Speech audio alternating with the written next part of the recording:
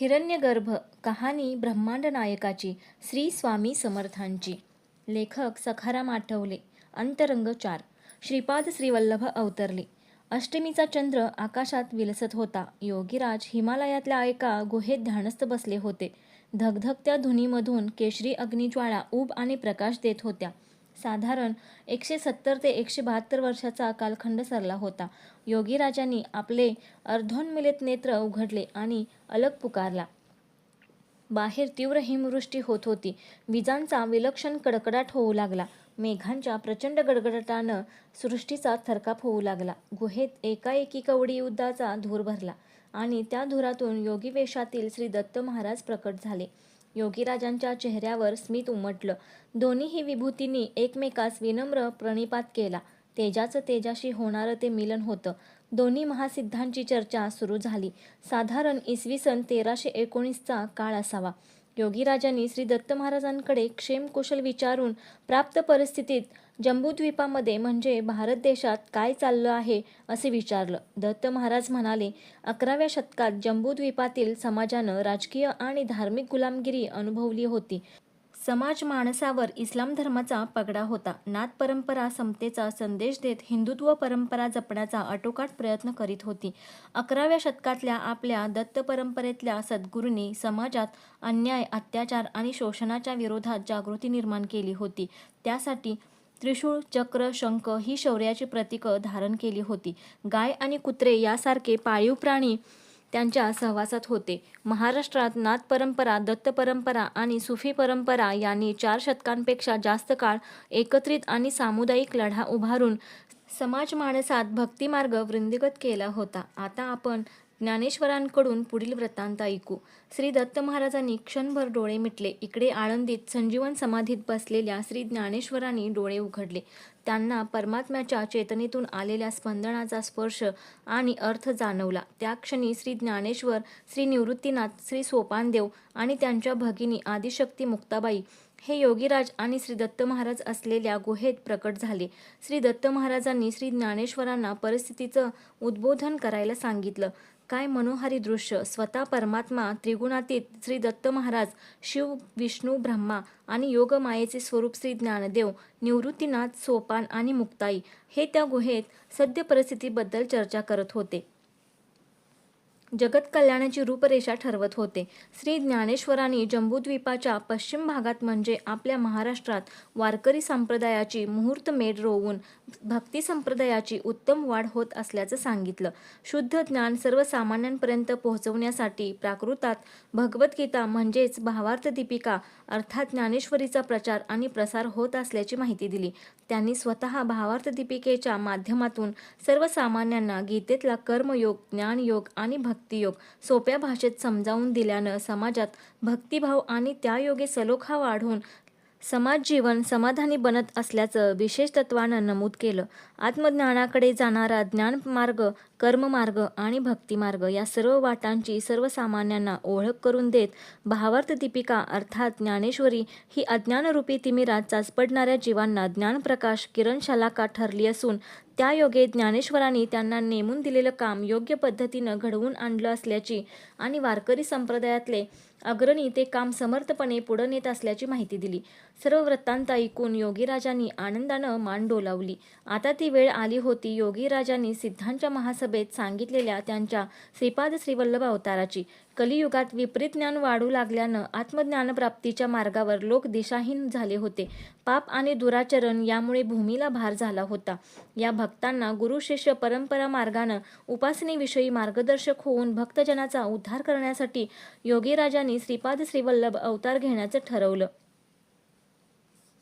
श्री दत्त महाराजांनी आंध्र प्रदेशातील पिठापूर इथल्या परमपुण्यवान आणि सत्वगुणी सुमती महाराणी आणि अप्पलराज शर्मा यांची आई आणि वडील म्हणून निवड केली. हे दोघंही श्री विष्णूंची अतिशय मनोभावे आराधना आणि उपासना करत असत.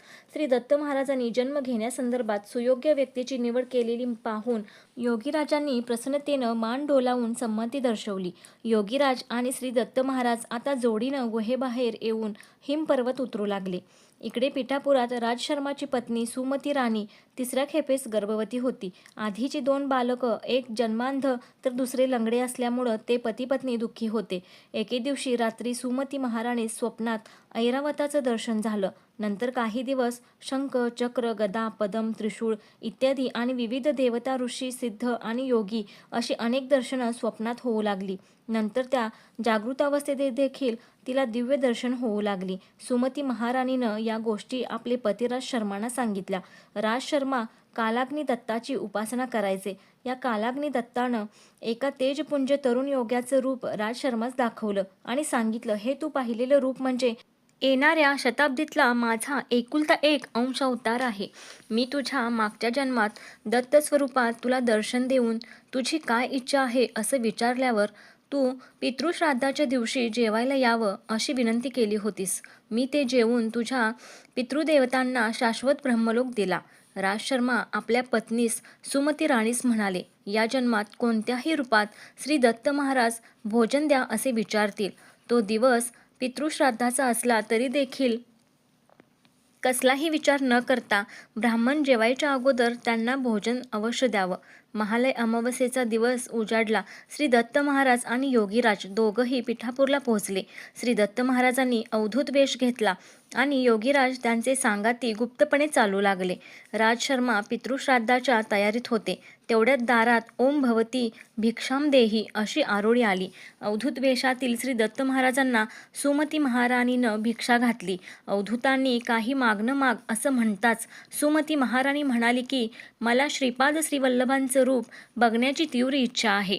त्याबरोबर तात्काळ 16 वर्ष वय असलेलं सुंदर बालक यतीच्या रूपात प्रकट झालं आणि म्हणालं, आई, मीच श्रीपाद श्रीवल्लभ आहे, मीच दत्त आहे. निशंक होऊन तुझी इच्छा मला सांग, मी ती पूर्ण करेन. हे माझे वचन आहे. सुमती महाराणीनं त्यांना नमस्कार केला आणि म्हणाली, तू मला आई म्हणून हाक मारलीस तेच आता खरं कर. तूच माझा मुलगा म्हणून जन्मास यावं. श्री दत्तप्रभू म्हणाले, मी तुझ्या पोटी जन्म घेऊन 16 वर्षापर्यंत तुझा पुत्र होऊन राहीन, पण तदनंतर यती होऊन स्वेच्छेनं विहार करीन. तथास्तु असं म्हणून अवधूत अचानक अदृश्य झाले. योगीराजांचं काम झालं होतं. योगीराज स्वतःच श्रीपाद श्रीवल्लभांच्या अवताराची नियती घडवून आणत होते. कालांतराने सुमती महाराणीच्या प्रसूतीचा समय आला. सुईणीला पाचारण करण्यात आलं.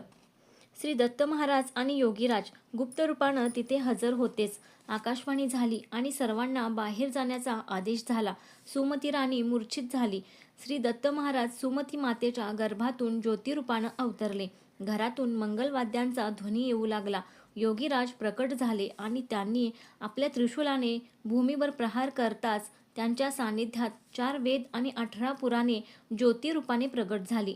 अभूतपूर्व असा तो प्रसंग होता. योगीराजांच्या देहातून सोनेरी कण विखरायला लागले आणि ज्योतिरूपाने प्रकटलेल्या श्रीपाद श्रीवल्लभांच्याकडे झेपावले. तेज तेजात मिसळत होते. योगीराज सोनेरी प्रकाश किरणांच्या रूपानं ज्योतीत एक झाले आणि त्या क्षणी ती ज्योत एक नवजात अर्भक बनून सुमती महाराणीच्या कुशीत विसावली. त्या अर्भकावर 3 फण्याचा एक नाग प्रगटून छाया धरू लागला. वेदमंत्राचा घोष सर्वांना बाहेर ऐकू येऊ लागला. जय विजयी भव, दिग्विजयी भव, श्रीमद अखंड विजयी भव. इसवी सन 1320 सुरू होतं. योगीराजांच्या श्रीपाद श्रीवल्लभ अवताराची सुरुवात झाली होती. श्रीपाद श्रीवल्लभांचा जय जयकार. राज शर्मा आणि सुमती राणीचे भाग्य उदया आले.